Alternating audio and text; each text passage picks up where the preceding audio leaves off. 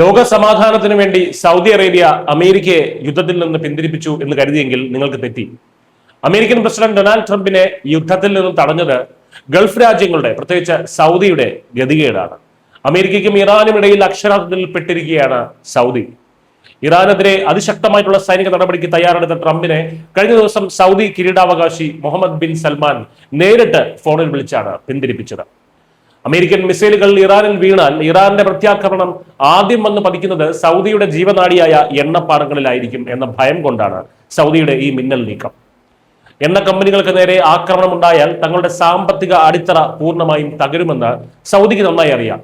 ഇത് ഒഴിവാക്കാൻ Muhammad bin Salman നേരിട്ടും സൗദി പ്രതിരോധ മന്ത്രി Khalid bin Salman American vice president JD വാൻസുമായി നേരിട്ട് കണ്ടും ചർച്ചകൾ നടത്തി.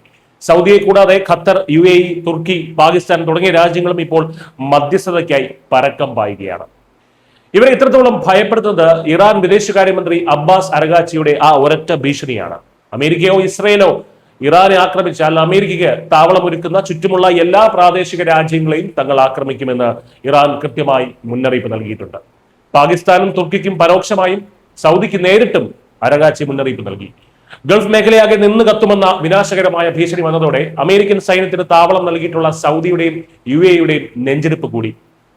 ചുരുക്കത്തിൽ പണവും പ്രതാപവും എത്രയുണ്ടെങ്കിലും, അമേരിക്കയുടെ വ്യോമ പ്രതിരോധ സംവിധാനങ്ങൾ കൈവശമുണ്ടെങ്കിലും ഇറാന്റെ മിസൈലുകൾക്ക് മുന്നിൽ തങ്ങൾ എത്രത്തോളം ദുർബലരാണെന്ന് മിഡിൽ ഈസ്റ്റ് രാജ്യങ്ങൾ തിരിച്ചറിയുകയാണ്.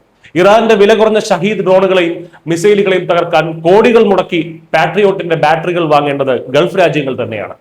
യുദ്ധം നടന്നാൽ അമേരിക്കയ്ക്ക് ലാഭം, എന്നാൽ അടിപൂർണമായും തടഞ്ഞ് എണ്ണപ്പാടങ്ങളെ കാക്കാൻ പറ്റുമോ എന്ന് ചോദിച്ചാൽ അതിന് ഉറപ്പൊന്നുമില്ലതാനും. ചുരുക്കത്തിൽ ഇറാന്റെ മിസൈലുകളെ തടഞ്ഞാലും ഇല്ലെങ്കിലും പോക്കറ്റ് കീറുന്നത് അറബ് രാജ്യങ്ങളുടേതാണ്. അതുകൊണ്ടാണ് അമേരിക്കയുടെയും ഇറാന്റെയും പോരാട്ടത്തിൽ സ്വന്തം നിലനിൽപ്പിനായി സൗദി അറേബ്യ ഇപ്പോൾ നെട്ടോട്ടം ഓടുന്നത്. News desk Malayalam.